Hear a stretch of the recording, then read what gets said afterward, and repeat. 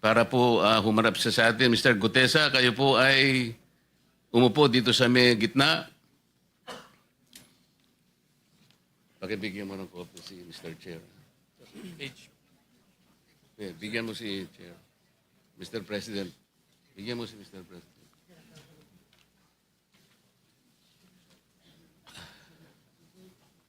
Manatili ka muna nakatayo kasi nunumpa ka.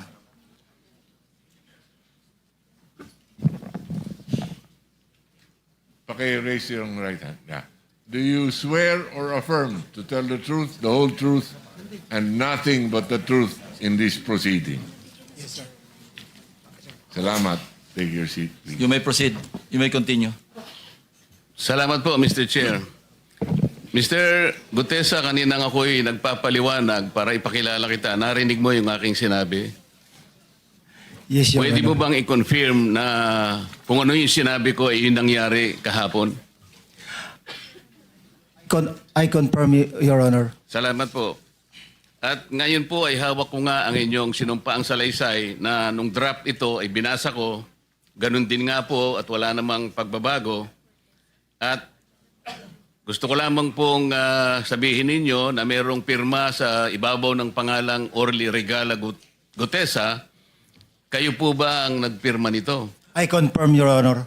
At gaya po ng sinabi nyo sa akin kahapon, voluntaryo ninyong ginawa ito at wala namang namilit sa inyo. At katotohanan yan, ako nga po ay ininyayahan nyo para makita ko yung inyong salaysay.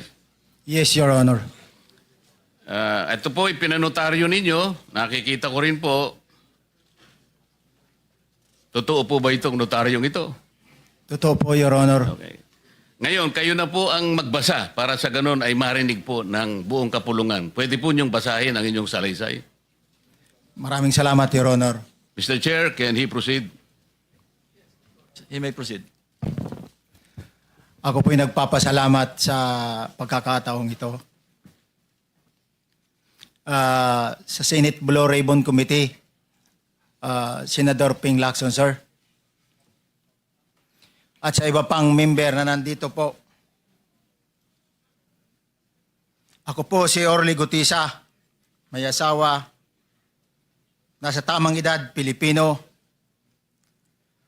Makatapos makapanumpa na ngayon sa umiiral na batas ay nagsasaad at naglalahad ng gaya ng mga sumusunod. Ako po ay lumabas upang magsalita sa isyu na ito. Bilang isang dating sundalo, inaalay ko ang aking buhay para sa ating bansa. Sa pagkakataong ito, nagdesisyon akong magsalita at maglabas dahil ayokong maging masama ang kinabukasan ng aking mga anak, apo ko sa darating na panahon. Ayoko pong naririnig ko at napapanood ko sa pagdinig ng Blue Ribbon Committee. At ngayon ko po napagdugtong-dugtong yung naging partisipasyon ko po sa anomalya at korupsyon na ginawa at lumalabas sa hearing na ito. Yung palang pera na binubuhat namin at dinedeliver mula sa masamang gawain na nagdulot ng baha na ikinamatay ng tao at imbes na gamitin ang pera sa edukasyon, medikal at programa na mapunta lamang pala sa bulsa ng mga politiko. Mabigat po sa akin magsalita dahil may pamilya ako.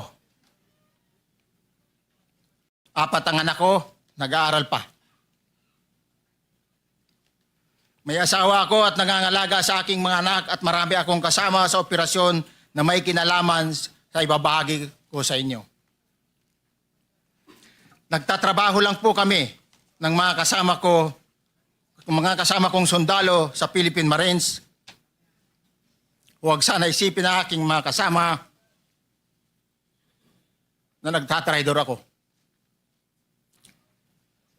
Ako sa aming trabaho at pinagsamahan dahil pare-parehas kaming may pamilya at gusto lang naman naming ayusin ang kinabukasan ng bawat isa.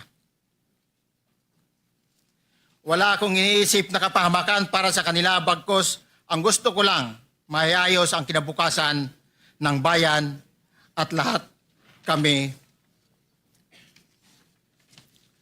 Noong December 5, 2004, na-hire ako bilang security consultant sa Ako Bicol Party List or AKB kay Congressman Saldico. At nasimula ng duty ko kay Congressman Saldico. Bawat umaga, nagre-report ako sa BGC sa Horizon, sa Bonifacio Global City, kung saan nakatira si Kong Saldico. Tuwing may duty at detailed ako sa basura, it means itong basura, ito yung box ng pera na pinag-uusapan natin sa kasalukuyan. Mr. Gutesa, mag-stick ka lang sa binabasa mo. Huwag ka nang nag-a-adlib. Kung ano yung nandito, basahin mo lang. Yes, Your Honor. Tuwing may duty detail ako sa basura, pumupunta kami sa 28 Ladybug Corner, Dragonfly, Valle Verde 6, Pasig City. Tagabuhat lang ako ng malita ng basura. Ang ibig sabihin ng basura ay malita na may lamang pera. Ang bawat malita ay may lamang humigit kumulang 48 million pesos.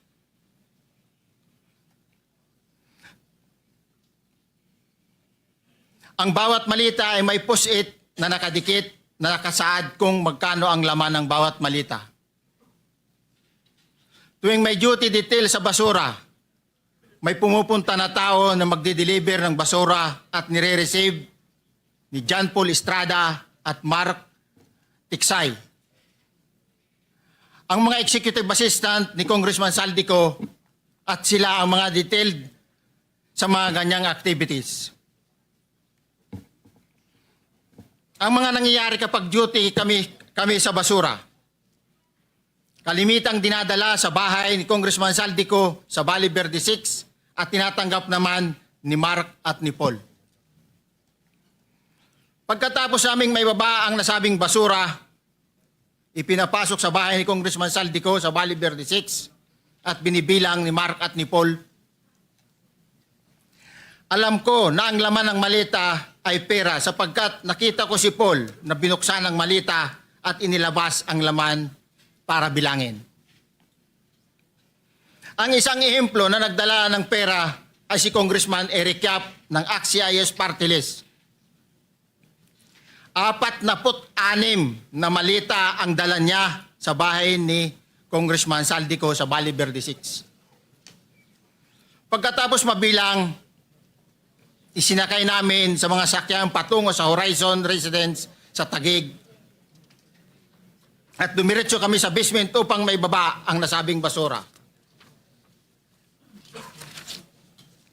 Bago ibaba ang nasabing basura, ito, Merong napuputol sa binabasa mo eh.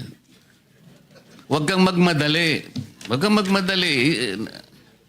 naputol na, Ulitin mo yung paragraph 20. wala na akong, hindi ko makita na putol na siya.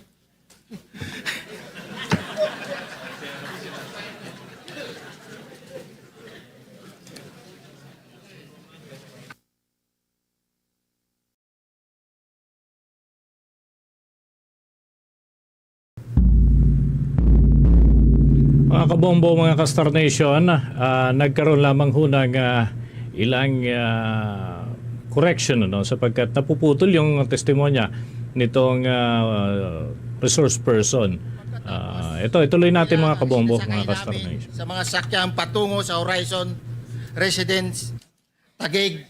Pagdating sa Horizon Residence, dumidiretso kami sa basement upang maibaba ang nasabing basura at dalhin sa unit ni Congressman Saldico sa 56th floor sa nasabing lugar kung saan siya nakatira. Bago ibaba ang nasabing basura, ito ay bawas na. Halimbawa, nag-akyat kami ng 46 na malita. Ibababa lamang namin ay 35 malita para i-deliver sa bahay ni House Speaker Martin Romualdez sa 42 McKinley Street, Taguig. Ang labing isang malita ay naiwan sa taas ng 56th floor sa Horizon Residence. Humigit kumulang 3 bisis ako mismo ang nag-deliver ng basura sa bahay ni Congressman Saldico, sa Horizon Residence at sa mga bahay ni Speaker Romualdez sa 42 McKinley Street, Taguig. Mas maraming pagkakataon na nagde-deliver kami ng basura sa bahay ni Speaker Romualdez at sa bahay ni Congressman Saldico dahil iba-iba kaming mga nakadetailed na close-in, backup at advance party na nagkakaroon ng rotation. Sa huli, ako po ay nagnanais na mapasailalim sa Witness Protection Program dahil alam ko po na nanganganib ang buhay ko at ang aking pamilya sa ginawa kong paglalahad na ito. Sa katotohanan na ang lahat ay nilagdaan ko, ang salaysay na ito ay kusang loob at walang anumang pamimilit at bunsod lamang ng hangarin matulungan ang ating bansa. Ito po ay nilagdaan ko, Your Honor. Thank you, Orly. Before you proceed, meron lang ako ipapakitang